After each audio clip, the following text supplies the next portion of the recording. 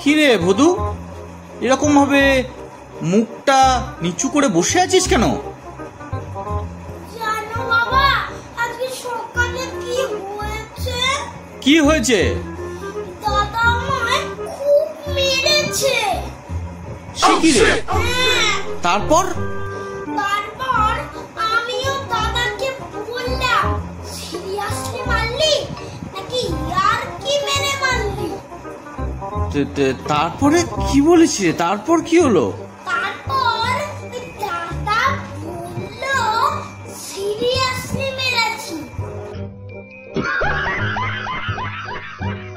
বাবা, তারপর আমি বললাম সিরিয়াসলি মেরেছিস বলে কিছু বললাম না, নইলে আমি ইয়ার্কি মারা একদম পছন্দ করি না। ঠিক বলেছিল বলো বাবা।